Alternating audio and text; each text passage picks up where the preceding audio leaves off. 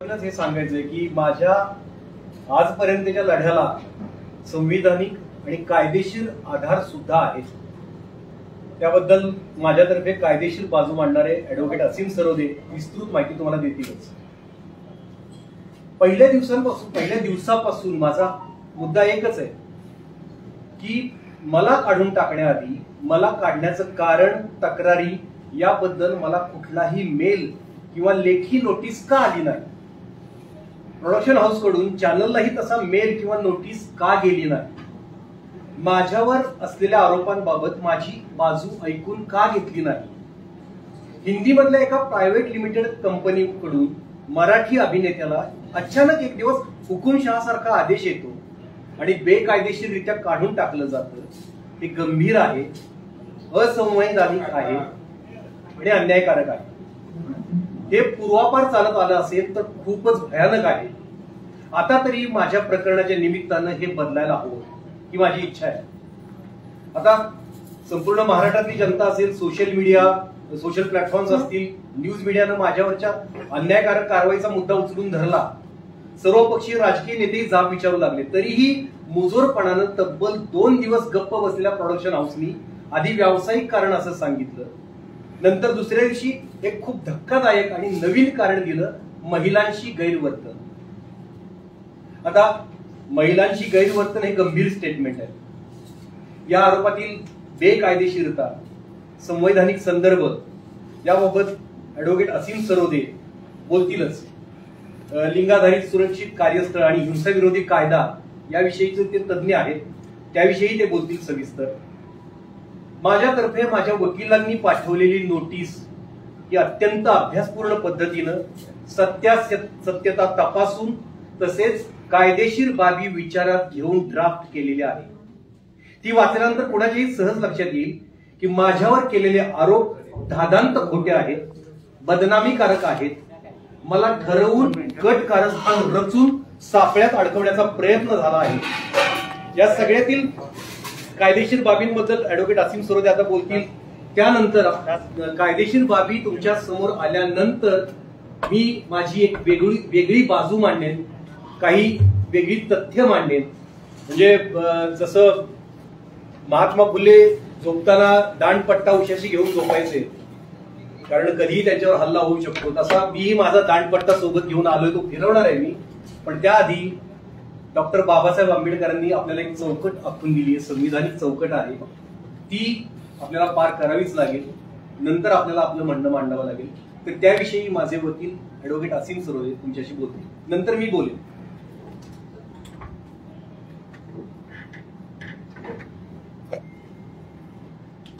किरण माने अत्यंत ताकदवान कलावंत आहे आणि त्यांच्यासोबत जे झालं ते काही नवीन नाही, ते फक्त पुढे आलेलं आहे। असं अनेक लोकांसोबत मराठी फिल्म इंडस्ट्रीमध्ये किंवा इथून बॉलिवूड चालते त्या बॉलिवूडमध्ये सुद्धा नेहमी होत आलेलं आहे, असं आम्ही बघितलेलं आहे। मोठ्या मोठ्या कलाकारांच्या केसेस झालेल्या आहेत ज्याच्यामध्ये स्त्रियांसंदर्भातील गैरवर्तणूक अशी हवा उठवून त्यांना पूर्णपणे बदनाम करण्यात आले। हा कायदा अत्यंत चांगला आहे सेफ वर्किंग प्लेसेस निर्माण करण्यासाठी, म्हणजे कार्यालयीन स्थळ महिलांसाठी सुरक्षित असलं पाहिजे। ही एक अत्यंत महत्वाची जबाबदारी सगळ्याच मीडिया हाऊसेसवर, प्रोडक्शन हाऊसेसवर आणि जे निर्माते आहेत त्यांच्यावर आहे। 10 पेक्षा जास्त कर्मचारी जिथे असतील त्या प्रत्येक ठिकाणी लैंगिक कार्यालयीन स्थळी सुरक्षितता आणण्यासाठी, लैंगिक हिंसाचार रोखण्यासाठी इंटरनल कमिटी असली पाहिजे, अंतर्गत समिती असली पाहिजे, असा कायदा आहे। या कायद्याचं कोणतंही पालन पॅनोरमा एंटरटेनमेंट आणि त्यांच्या सगळ्या सहयोगी ज्या कॉन्ट्रॅक्च्युअल संघटना, संस्था असतील त्यांनी कोणी केलेलं नाही आहे। ही अत्यंत महत्वाची बाब या किरण माने यांच्या प्रकरणामुळे उघड झालेली आहे। आणि आम्ही किरण माने यांच्याशी बोलत होतो तेव्हा त्यांनी हेच सांगितलं की जाती धर्मावर आधारित भेदभाव आणि जो भारतामध्ये 2014 नंतर सुरू झालेला एक नवीन प्रकारचा भेदभाव आहे तो म्हणजे पॉलिटिकल ओपिनियन्सच्या आधारे होणारा भेदभाव, हा अत्यंत अधोरेखित होणारा प्रकार याच्यामधून पुढे आलेला आहे। आणि त्यामुळे आपण सगळ्यांनी कुटुंबांमध्ये, मैत्रिणींमध्ये अनुभवलेला आहे की पॉलिटिकल ओपिनियन विशिष्ट प्रकारचं असेल तर त्यांना वाईट टाकण्याची, त्यांना टोचून बोलण्याची, त्यांचा अपमान करण्याची एक परंपरा नवीन सुरू झालेली आहे आणि ती सिनेमा क्षेत्रात सुद्धा आहे. टीव्ही सिरियलच्या निमित्ताने जे शूटिंग होतात तिथे सुद्धा व्यक्तिगत त्यांचं फेसबुकचं अकाउंट असेल, त्याच्यावर त्यांनी काही त्यांचं व्यक्तिगत मत सांगितलं असेल तर तो त्यांचा व्यक्तिगत अभिव्यक्ती स्वातंत्र्याचा हक्क आहे. हे मान्य नसणाऱ्यांची संख्या वाढणं ही काही चांगली गोष्ट नाही. आणि त्यामुळे त्या आधारे झालेला जो भेदभाव आहे त्याला नंतर स्त्रियांशी गैरवर्तन असा एक रंग देण्यात आलेला आहे. आपण जर सगळी क्रोनॉलॉजी बघितली, आम्ही नोटीसची कॉपी आपल्याला सगळ्यांना देऊ, आम्ही आणलेली आहे. ती नोटीस जी लिहिलेली आहे त्याच्यामधल्या सगळ्या क्रोनॉलॉजी आपण बघितल्या तर जर कोणी यांच्या विरुद्ध तक्रार केलेली आहे असं त्यांनी सांगितलं तर ते म्हणतात की आम्ही तोंडी समज दिली यांना. पहिली गोष्ट म्हणजे महिलांशी गैरवर्तन इतका भयंकर आणि अत्यंत दखलपात्र अशा स्वरूपाचा गुन्हा जर किरण माने यांनी केला असेल तर त्याच वेळेस त्या महिलेकडून लेखी स्वरूपात ती तक्रार घेणे, त्याची कॉपी किरण माने यांना देणे, त्यानंतर त्या तक्रारीच्या संदर्भात इंटरनल कमिटी म्हणजे सेक्शुअल हॅरॅसमेंट ऍट वर्कप्लेसच्या संदर्भात या कायद्यानुसार कमिटी करणं आवश्यक आहे. ती कमिटी असली पाहिजे, त्या इंटरनल कमिटीकडे ते प्रकरण गेलं पाहिजे. तिथे किरण माने आपली बाजू मांडतील, ती अन्यायग्रस्त स्त्री त्यांची बाजू मांडेल, कोणत्या प्रकारचा टोमणा मारलेला आहे, कोणासमोर मांडलेला आहे, कशा प्रकारे अपमान झालेला आहे. त्यामुळे क्रुएल्टी जी आहे, क्रूरता, त्याची प्रोसेस असते, ती प्रक्रिया सांगितली गेली पाहिजे आणि त्याचे उत्तर यांनी दिले पाहिजे.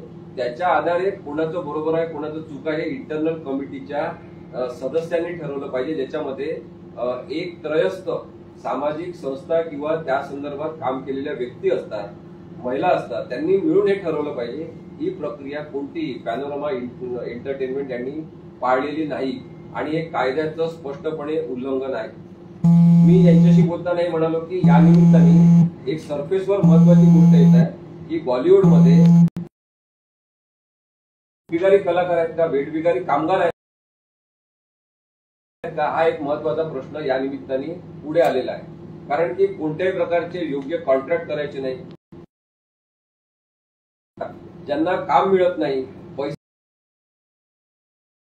थोडेफार मिळतात, आता आपल्याला प्रसिद्धी मिळेल मग आपण शाहरुख खान बनू, अशा आशेवर जे असतात त्यांच्याकडून कॉन्ट्रॅक्ट फक्त सह्या करून घ्यायचे, आपल्याजवळ ठेवून द्यायचे आणि कोणत्याही प्रकारे सेवा सुविधा त्यांना पुरवायच्या नाही.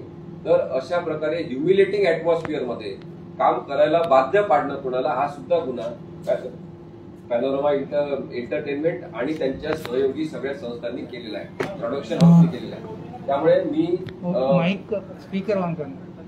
हे स्पष्टपणे सांगू इच्छितो की हा काही कोणाविरुद्ध तक्रारीचा भाग नाही, हा कोणत्याही तक्रारीचा भाग नाही. किरण माने याच्यामध्ये एक निमित्त आहे.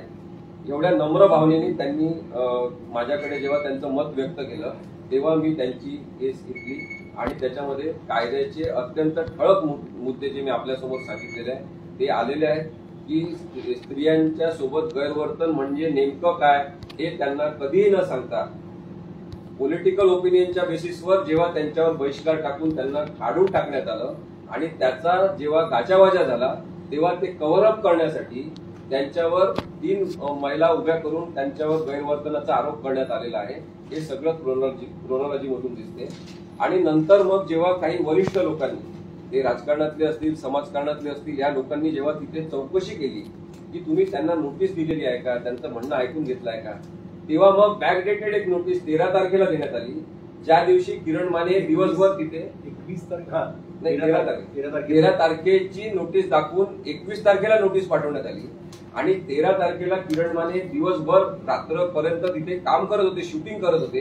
त्यावेळेस काही न सांगता मग एक आधीच्या डेटची नोटीस त्यांना पाठवून सगळे सोपस्कार दाखवण्याचा प्रयत्न जो झालेला आहे त्याच्यातून मला असं वाटते की एंटरटेनमेंट इंडस्ट्री मधला बेजबाबदारपणा हा उघड झालेला आहे. आणि त्यामुळे मुंबईमधून चालणाऱ्या बॉलिवूड फिल्म इंडस्ट्री बद्दल असेल, मराठी सिनेमांच्या संदर्भात आणि मराठी सिरियलच्या संदर्भात होणारे हे सगळे जे बेजबाबदार, अपारदर्शक अशा स्वरूपाचे व्यवहार आहेत ते थांबले पाहिजे, हा मुख्य मुद्दा या निमित्ताने पुढे आलेला आहे. आणि आपण जर पाहिलं तर अत्यंत वाईट पद्धतीने त्यांना काढण्यात आलेलं आहे आणि तशाच वाईट पद्धतीने पॅनोरमा एंटरटेनमेंट ही एजन्सी आणि इतर त्यांच्याशी संबंधित असलेल्या एजन्सी या आता या प्रकरणामध्ये अडकलेल्या आहेत आणि त्यामुळे आम्ही कायदेशीर नोटीस देऊन किरण माने यांचा जो सामाजिक स्वरूपाचा एक अपमान झालेला आहे त्यांना वाळीत टाकण्याची प्रक्रिया झालेली आहे.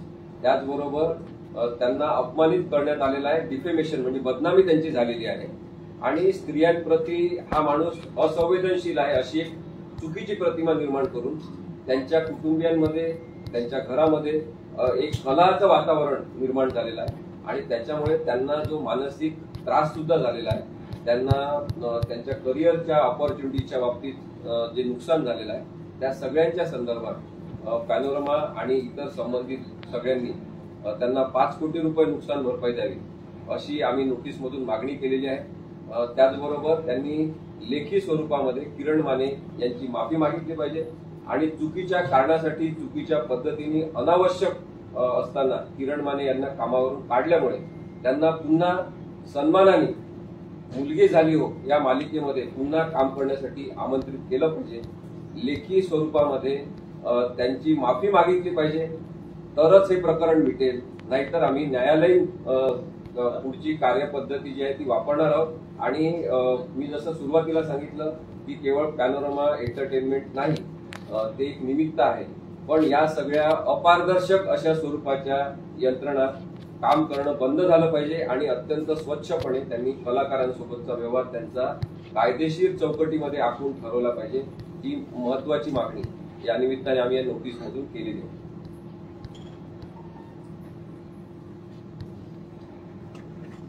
काही चुका आणि आणखीही केलेल्या आहेत प्रोडक्शन हाऊसनी, त्या पण कायदेशीर याच्यात आपण नोटीस त्या तुम्ही वाचू शकाल. तर यानंतर मला आता अशा मुद्द्याकडे वळायचं आहे की माझ्या वकिलांनी तुम्हाला सांगितलं की कायदेशीर बाबींमध्ये कसे कसे ते लोक अडकलेले आहेत आणि माझ्या विरोधात काहीतरी वेगळं कारस्थान रचण्यात आलेलं आहे असा संशय घेण्यास आपल्याला वाव आहे. कारण हे सगळं म्हणजे जेव्हा ते सांगतात की आता सांगतात की एका महिलेची तक्रार त्यांच्याकडे लेखी गेली होती, तरी माहित नाही गेली असेल त्यांच्याकडे, बोलताना 3 महिला बोलताना आपल्याला दिसतात. मग इतर 2 महिलांनी तक्रार का केली नाही?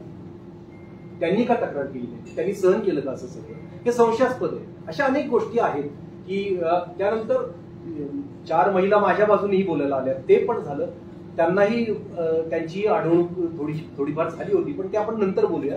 मला आता असं म्हणायचं आहे की आपण आता एका व्यापक मुद्द्यावर येऊया. जसं सिंग सरोदे म्हणाले की फिल्म इंडस्ट्रीत ह्या गोष्टी चालतात आणि माझ्या निमित्तानं या गोष्टी बंद झाल्या पाहिजे.